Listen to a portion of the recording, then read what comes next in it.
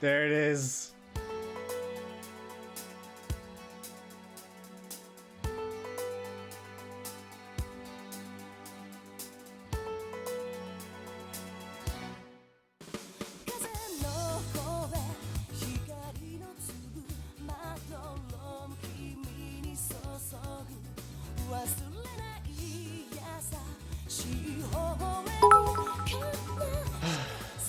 Thank you for playing and finishing this game. It's helped me out of a lot of dark places in my life, and I'm glad I found your stream. Shanuzi, I'm glad you found the stream too, and I hope to stick in more of your streams as well. Thank you for the 500 biddies. I can't tell y'all how happy I am to have played this game. I kind of share I forgot what I have to share that sentiment that you just said.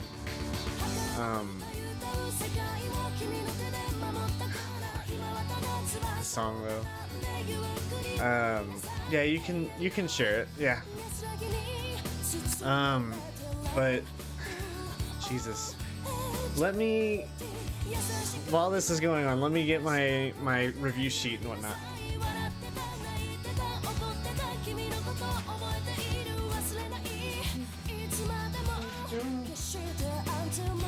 I've also heard this song like a ton, so. All right.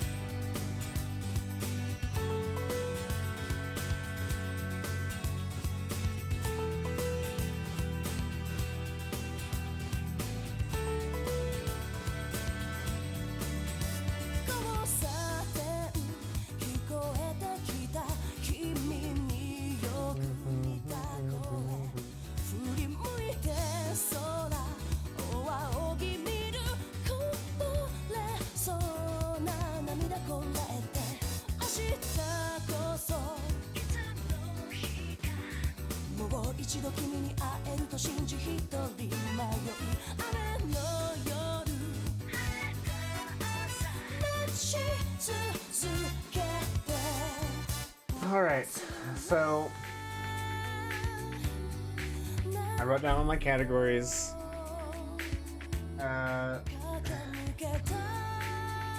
So the music.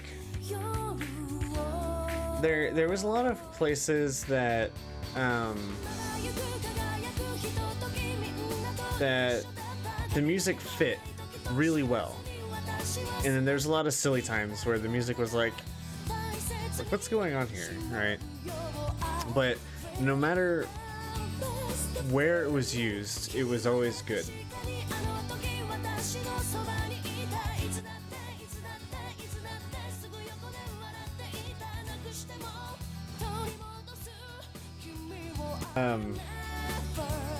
The music is absolutely stellar.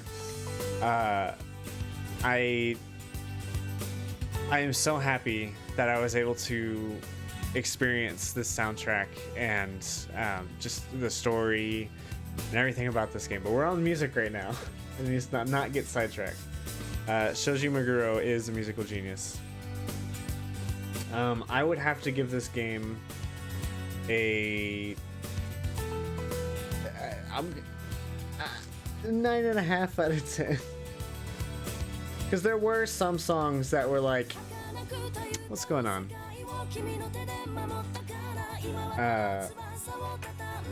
Next, we're gonna move on to art.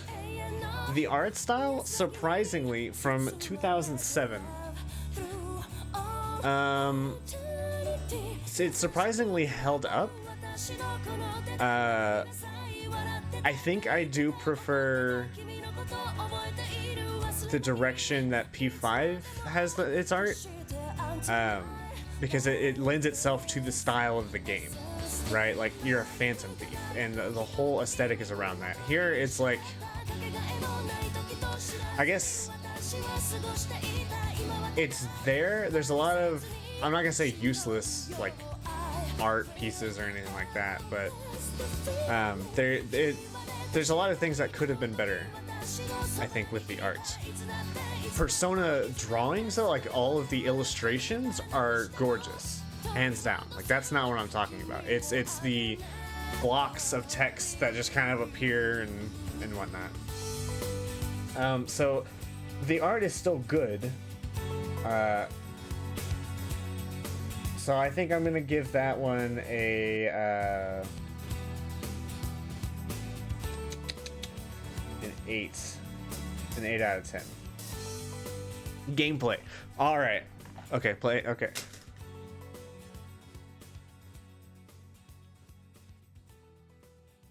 I missed it.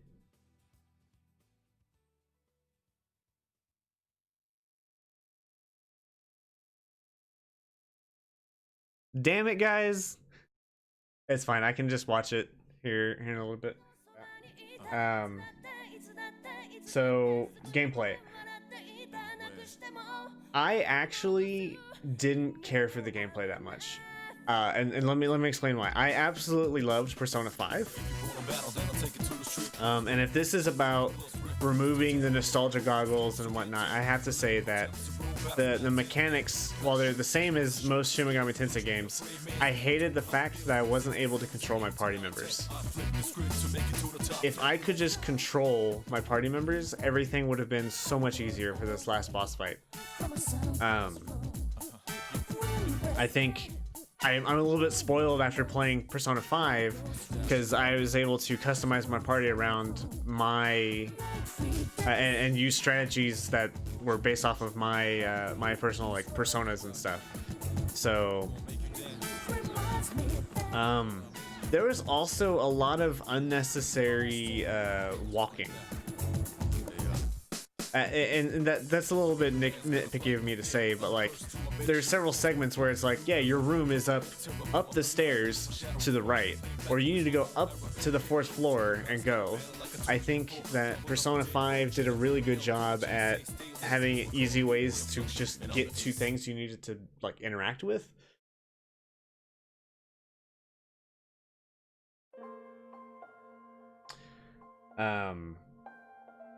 Like Shin Megami Tensei games, like I absolutely love the combat. The combat's super fun. I love all the quirky things that you can do. My eyes are burning. I wish I could like, it's like they wanted you to have that customization but not. And so I need to, so it's not a 10, it's not a 9. So I'll probably say it's an 8 out of 10. Because it's a solid foundation, and they definitely did improve upon it.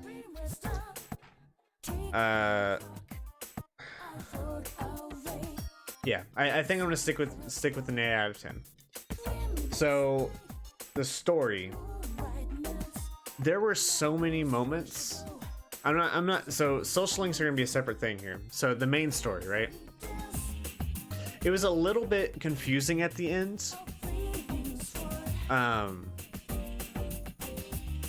Because like we kind of all pieced it together that he was going to die because, you know, he used his life to seal Nyx. But if you just missed the cues and stuff, you'd be like, okay, no, he's just relaxing and waiting for his friends. But I guess that's one part of it. So the story itself was nice at the beginning. There's a lot of weird stuff happening at the beginning that I don't really like. I didn't follow along with. Like, why did Yukari in the dorm? Why did she have an actual gun about to shoot herself? Like the whole opening sequence was a little bit strange to me. But as we've kind of progressed, I think the story had really good moments all around. Like, it was pretty much a very decent story. It did the typical JRPG thing where like The big bad, you know, they could have just fought the big bad. They could have done something, but because they were just too busy talking, someone died, or uh, someone was just being dumb and then someone died. Like it was I think that's what kind of detracts it from me. Is like they want everything to be like these characters have like their own thought patterns and stuff, but like they're not thinking when they need to, and it fucking hurts, dude. So yeah, doing the story, there's a lot of moments there where the characters had good motivations, but like they didn't follow through with some of the shit that they wanted to do. Like, I don't know, killing the fuck out of Strega several times. Like, Chidori didn't have to die. Junpei didn't have to get shot. They were just too busy talking to Strega. Like, that part really upset me. Like, Chidori didn't have to die. Junpei didn't have to get shot. And I understand it was used for Junpei's growth, but he was already growing. And he could have had a much different resolution instead of just killing off his love interest. As far as low points in the story, I don't think there were that many low points, but it was a slog to get through. Like, getting the story between all of the days kind of sucked. I liked what they did in P5 and have like conversations throughout your days, like, hey, this is what's going on in the story. This is, hey, like all the characters trying to like talk through what's going on in the story, and that was really nice.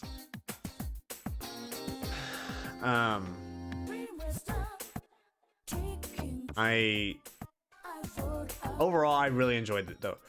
So let's talk about the social links. Obviously the top tier one for me right at this moment, like being super biased, is Akinori's. It hits so close to home.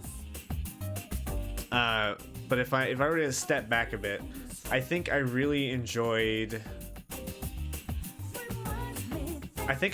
Maiko's a lot. I don't know about the most. I don't think anyone's like the most, but the one I enjoyed the least was definitely Tanaka. I could care about that, like, over the story. So the social links were like side characters, except for Mitsuru, but they didn't directly impact the story or anything like that. You know, like how did they grow? The characters, I think they all grew. I mean, they all definitely had their growth, but I think Ken's growth was very forced. Like, he had all this resentment, and then this person in front of him died that had all of the resentment, and he was just kind of there, and he just was like, yep, well, I guess I'm just gonna have to move on, right? JRPGs have to be super roundabout because they have to spend a good chunk of time building the world, so you know the major players and events. The worst is the Gourmet King, but you didn't do it. I did do the Gourmet King. I didn't finish it, so I'm just talking about the ones that I finished. I think that's... Oh god, where's my train of thought there? The character growth, right? They grew, but I think the ones that had the most like realistic growth for me were probably Yukari, Mitsuru,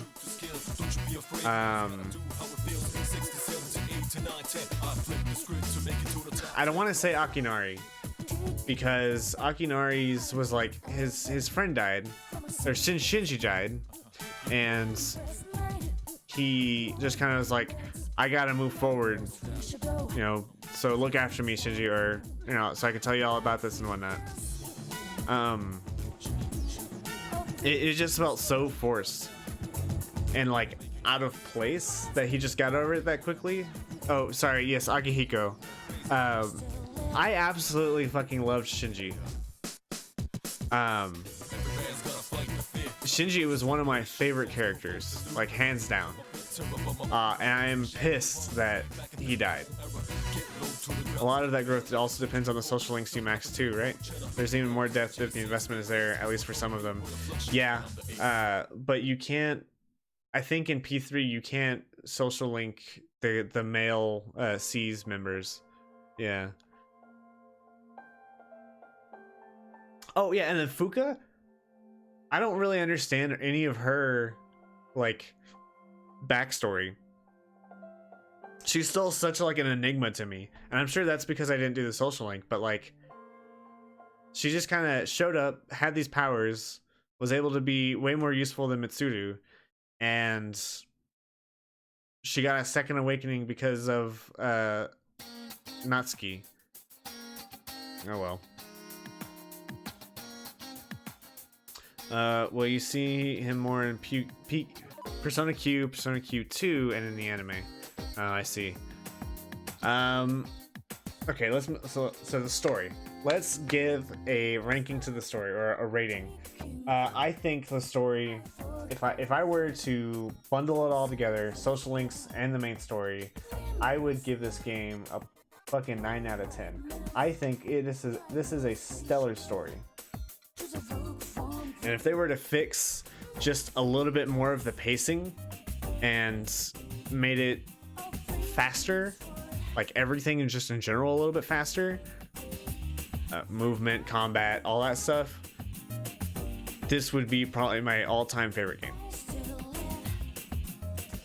Personal opinion, I highly love this game. Like I don't know if I'd play it again because I'm just not a New Game Plus type of person, but I am very interested in playing The Answer.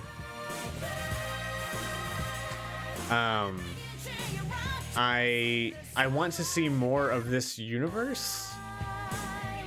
Like, so maybe I might watch the anime. I don't know, but my personal opinion, this game is a fucking 9 out of 10. Not perfect, but damn, is it fucking close, right? Would I recommend this game? I would. I would highly recommend this game to anyone wanting to get into Persona. Would I recommend it over P5?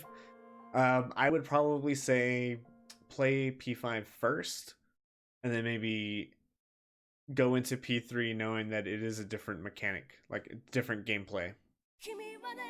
Slightly different, I should say.